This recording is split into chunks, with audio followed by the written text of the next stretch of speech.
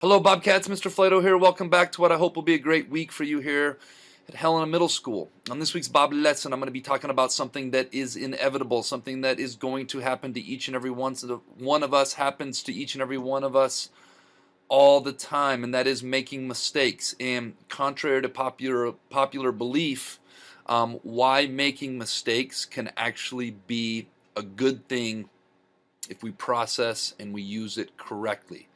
I think there's a feeling out there that making mistakes has kind of a negative connotation, that that's not a good thing in life. But as I'm going to show on this video today, there's a lot of learning and a lot of potential growth that can come from making mistakes. So on that note, let's get rock and roll on this Bob lesson. Hope everybody goes out and has a great week here at the Helena Middle School. Lesson is going to be titled, Why Making Mistakes Can Be Good. But first, let's be our best this week at HMS. Let's be safe, let's be responsible, let's be respectful, and let's be a learner. All right, to start this Bob lesson, I had some 7th graders help me with a little game or a little challenge that I came up with in some videos you'll see here in a minute.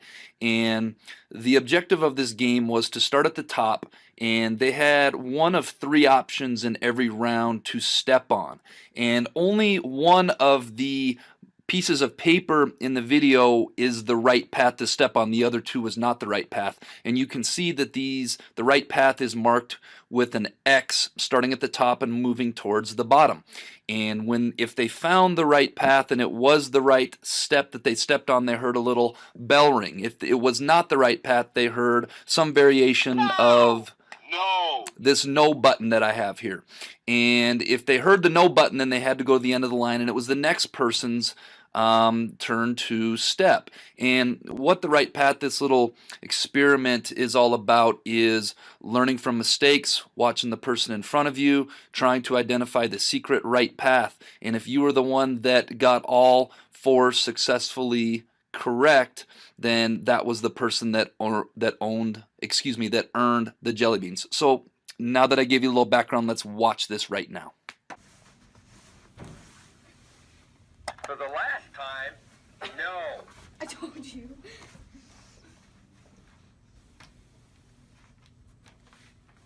No. No. What?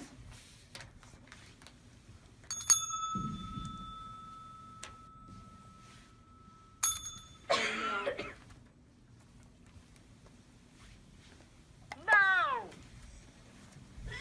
Oh my god. Wrong.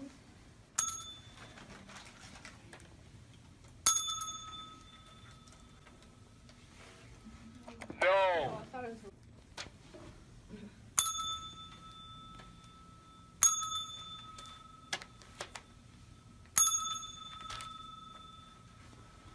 No. Oh wow, Dante gets it again. Yep.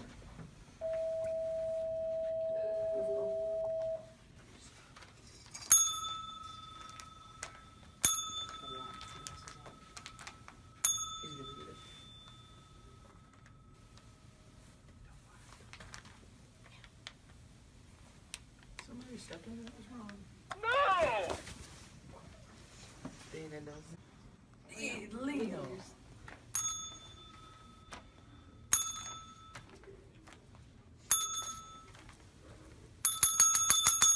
Go ahead and take your jelly beans. Right, I hope you guys like that demonstration. One of the things I love about that game is a couple different things. It's virtually impossible to guess all the rounds correctly all the way through. If you think about it, you have a 1 in 3 chance, which is a 33.3% chance on each round. If you calculate the odds of guessing 1 out of 3 correctly 4 times in a row, it comes out to 1.1% chance. And many things in life are like this, and this is what I'm going to talk about right now. We are all imperfect human beings who make mistakes, just like I just did trying to pronunciate imperfect. This is just a given. This is how we are built as human beings. We cannot escape the fact that we all make mistakes. I make a mistake probably every day of my life. Making mistakes is a part of life. It's how we learn.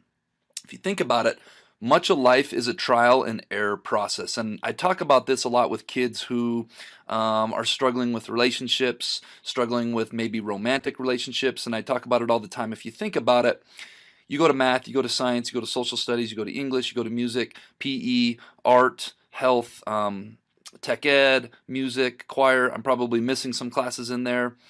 But when it comes to like relationships, you don't go to a relationship class. You don't go to learn how to be, say, a boyfriend or girlfriend when you're ready for that someday. I talk about how you do it, you make mistakes, it doesn't work out, it falls apart, you hurt for a while, you learn from the process, and then eventually you do it again. Rinse and repeat. And so many things in life are like this. So many things in life don't have a black and white objective way lined out on how to do something. You've got to do your best, try your best, make mistakes, learn from your mistakes, and not make those same mistakes twice. So much of life is a trial and error process, and sometimes we're hard on ourselves, and sometimes we forget about that in life. There's so much of life out there that is gray. There's so much of life out there that is all about doing, failing, learning from it, and trying again.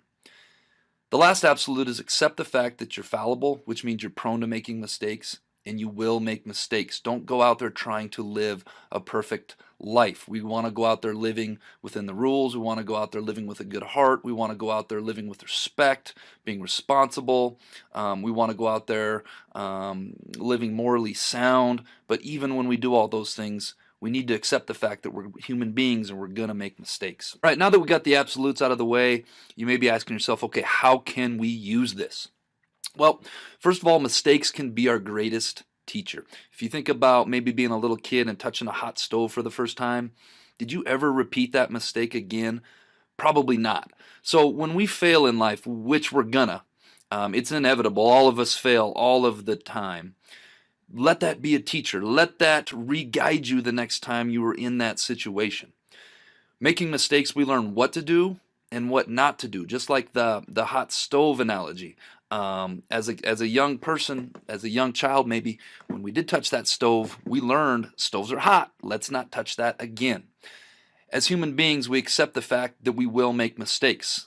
As I talked about in the intro, so many students are wired thinking making a mistake is not a good thing.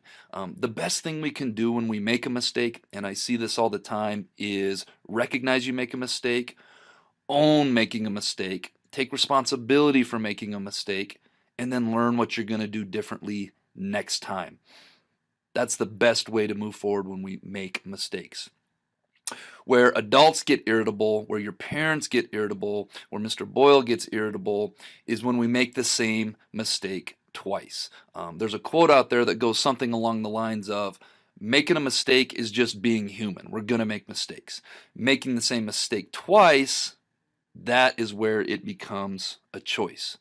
When your teachers are constantly asking you to do something that is not being responsible or respectful in the classroom, when you're down at the principal's office for the same offense over and over again, when us as teachers or counselors or adults make the same mistakes and our bosses get on us, that's when adults and people in authority start getting a little irritable and a little cranky, because that tells us that it's not just a mistake, you're now making a choice. And finally, if we revert back to the video, you'll notice that pay attention to what other people are doing. Learn from other people's mistakes so you don't have to make them. If you think about the video, if you were watching the other people and then your turn came up, they should have unveiled what the right path was. And so many times when I do that experiment with kids, a kid in front of somebody will step on maybe the middle square and get the no button, and then when it becomes their turn, they step on that same one. Well, that kind of goes for life. I referee basketball. I talk a lot about refereeing basketball in these and in life, because it's a microcosm of life. And when us as officials boot a rule, it just happened last night. I was watching some officials that misapplied a rule, and we talked about it. And now if that situation happens to me, I know that I'll get that right. Learn from other people's mistakes around you. Don't be afraid to, number one, make a mistake, but share those experiences with others. All right, that brings us to this week's quote of the week, which is, an error does not become a mistake until you refuse to correct it. And hopefully that's the overarching message. All right, let's get to this week's Jelly Bean Question of the Week winners. We got Tommy Walker, Sam Kaiser, Keelan Smith, Elena Scott, and Kean Lloyd. The answer was something on the lines of, how can you add 5 to 9 and get 2? Well, if it's 5 o'clock and you add 9 hours, you get 2 p.m. or a.m., depending on how you started. Nice work, crew. All right, this week's Jelly Bean Question of the Week. What 5-letter word would be pronounced the same if you only said its first letter? We should be able to get this one. Expect lots of answers in the Bob Box next week with first and last names. Tune in next week, see if you're a winner. All right, Bobcats, let's make it a great week at the Helena Middle School.